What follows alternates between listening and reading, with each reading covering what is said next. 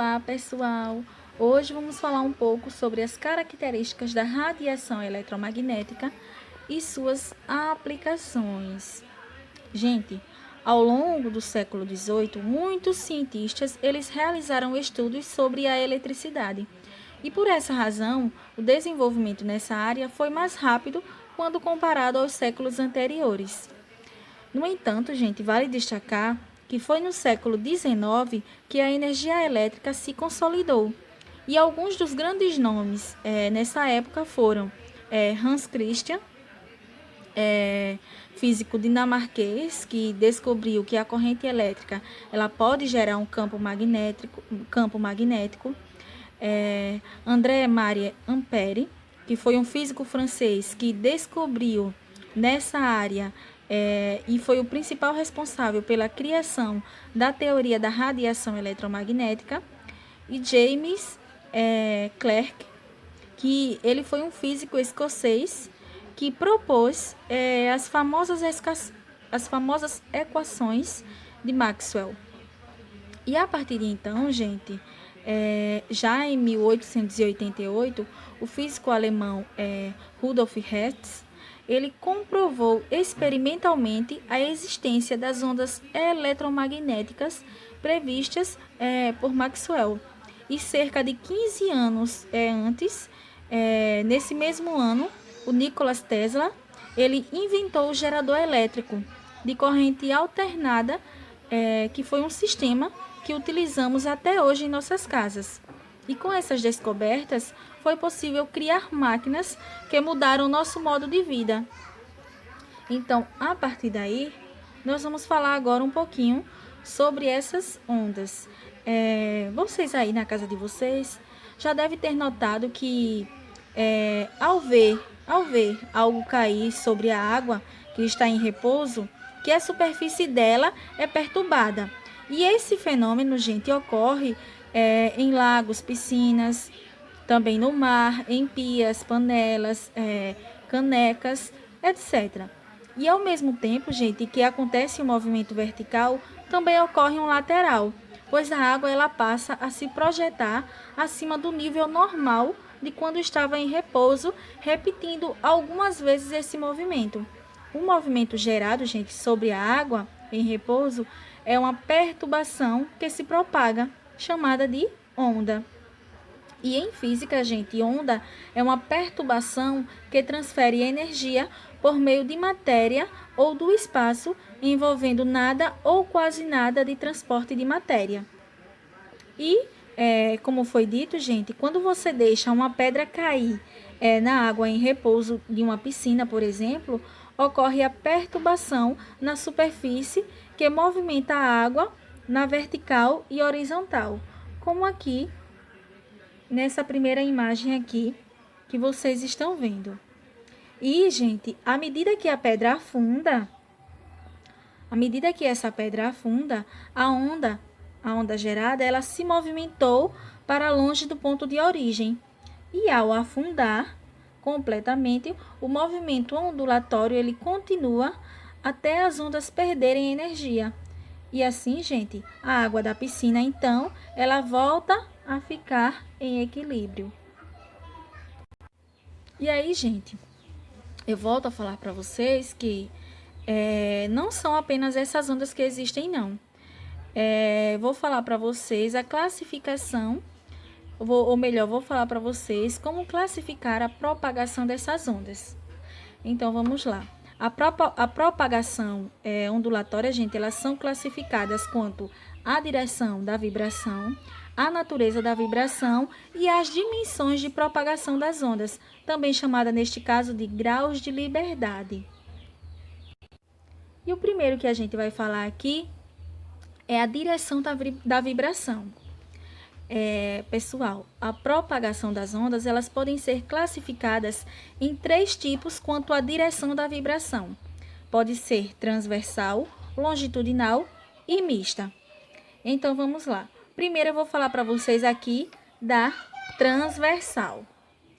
Gente, a transversal ela acontece quando a direção da vibração ela é perpendicular à direção de propagação da onda. E o exemplo desse tipo de propagação ocorre quando geramos onda fazendo com uma corda e para cima e para baixo rapidamente, como aqui nessa imagem. Falando agora, gente, da propagação longitudinal, que é essa que vocês estão vendo aqui, ela ocorre quando a direção da vibração é a mesma que a direção de propagação da onda.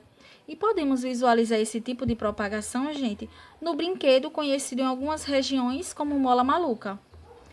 Já a propagação mista, que é essa que vocês estão vendo aqui, ela acontece quando as propagações transversal e longitudinal ocorrem ao mesmo tempo, ou seja, quando há vibração nos sentidos vertical e lateral.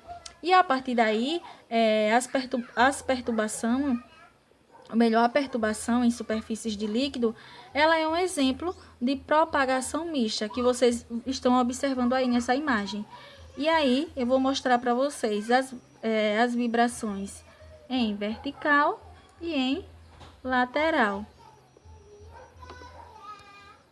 Vamos falar aqui da natureza da vibração, que a gente pode classificar as ondas, gente, quanto à sua natureza da vibração, que são em dois tipos: propagação mecânica e eletromagnética.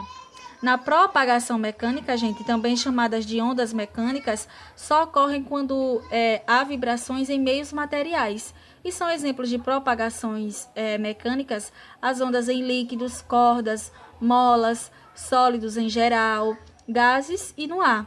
E o som é uma onda mecânica e por esse motivo dizemos que o som ele não se propaga no vácuo. Já a propagação, gente, eletromagnética, também conhecida como ondas eletromagnéticas, elas ocorrem quando há variações em campos eletromagnéticos.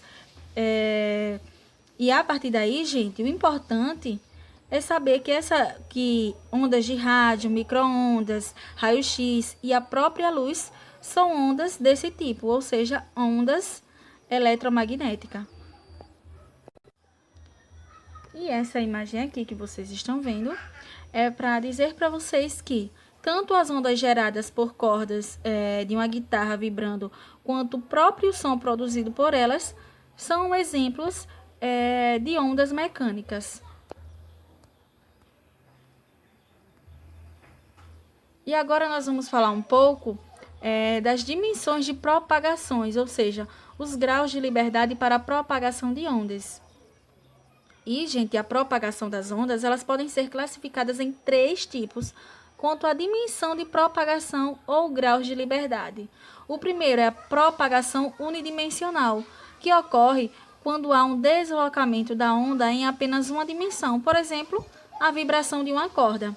Já a próxima é a propagação bidimensional, que acontece quando há deslocamento da onda em 2 dimensões, ou seja, são ondas produzidas sobre superfícies, como por exemplo na superfície de líquidos.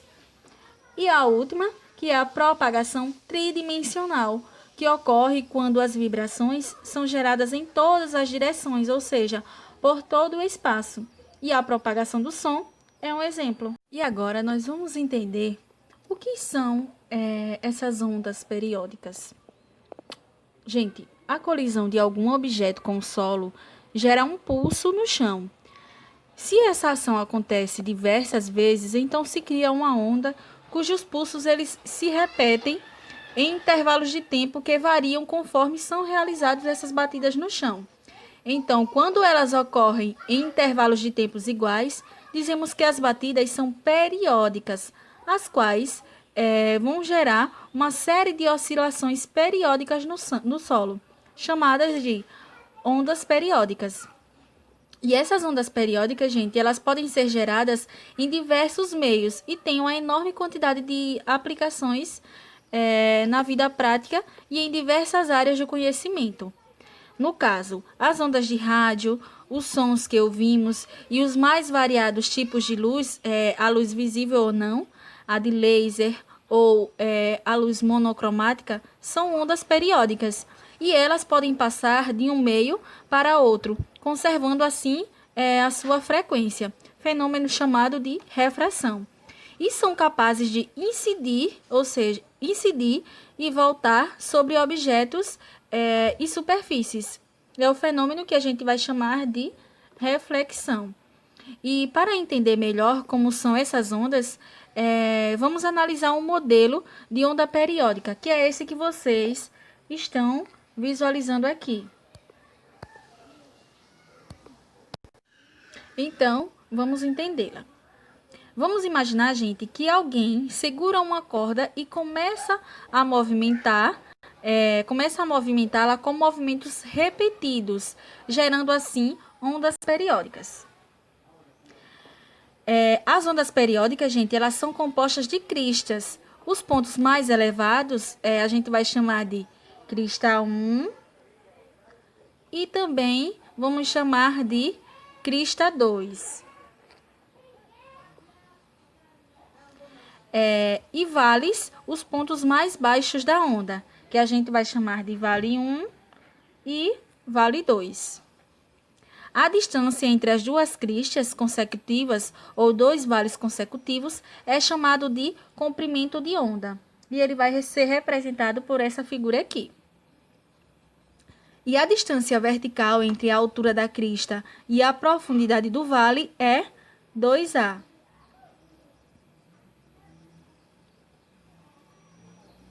E esse A, vocês estão vendo ele aqui.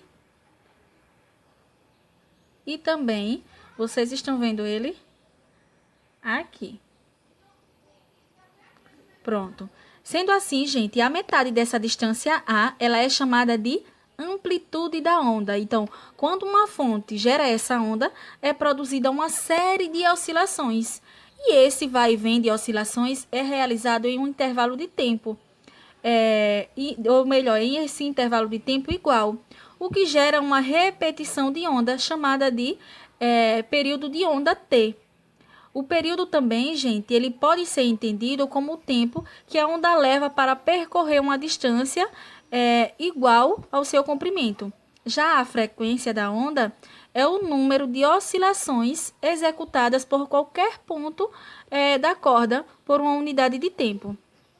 Então, é por isso que eu vou mostrar aqui para vocês esse quadrinho, que ele mostra as unidades referentes a cada grandeza no Sistema Internacional de Unidades. Então, vamos lá. A primeira grandeza que nós vamos falar aqui é a amplitude de onda. E a unidade, gente, é metro. Já o próximo aqui que a gente vai falar é a frequência. E a unidade é hertz. O período, gente, que é representado pela letra T, a unidade dele vai ser segundos. A grandeza, comprimento de onda, a unidade aqui não tem, né? E a velocidade de propagação, que a unidade é metros, ou melhor, metro por segundo. Então, vamos continuar falando aqui um pouquinho dessa radiação eletromagnética, gente. Que essa radiação eletromagnética, ela propaga-se em virtude de oscilações dos campos elétrico e magnético, gerando a si mesma na forma de ondas. Então, aqui, vocês estão vendo um campo elétrico e campo magnético que geram ondas transversais uma à outra, formando assim a onda eletromagnética. E aqui, gente, né, a onda oscilando, ou melhor, a onda oscilante do campo magnético. Aqui é a onda oscilante do campo elétrico. E aqui, que ela toda vai gerar o que a gente chama de onda eletromagnética. E falando agora, gente, das fontes de radiação, a radiação é a propagação de energia que ocorre na forma de onda eletromagnética. E as fontes de radiação, elas podem ser naturais ou artificiais. Então, falando um pouquinho dessas fontes naturais de radiação, a natureza em si já é uma grande fonte de radiação. E uma das radiações responsáveis pela nossa sensação térmica é a luz infravermelha. E esse tipo, gente, de luz é uma onda de grande comprimento. E, gente, a principal e mais famosa fonte de radiação natural é o Sol.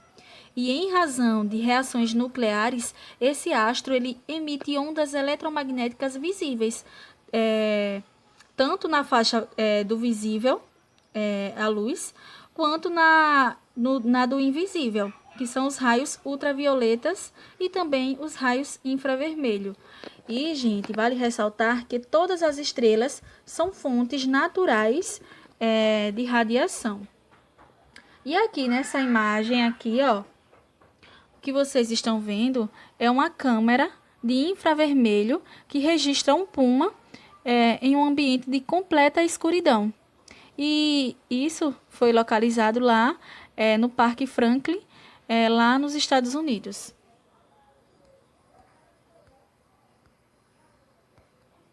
Aqui essa outra imagem para mostrar para vocês que um exemplo de fonte de radiação são as descargas elétricas, como os raios, esses que vocês estão visualizando aí nessa imagem.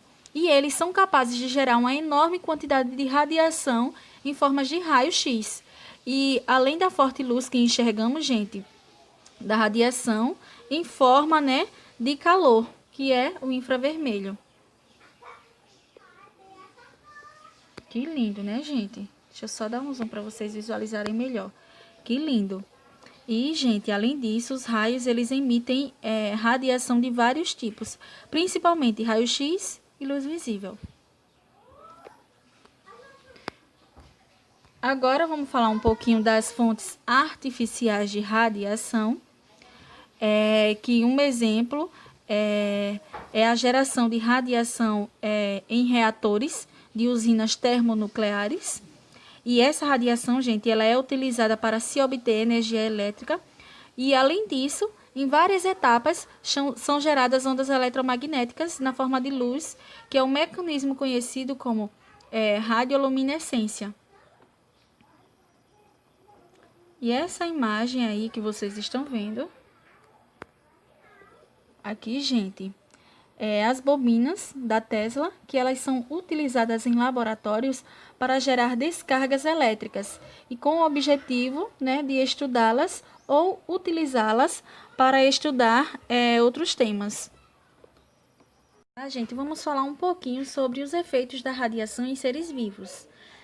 Mas antes eu quero distinguir para vocês a diferença entre radiação ionizante e radiação não ionizante.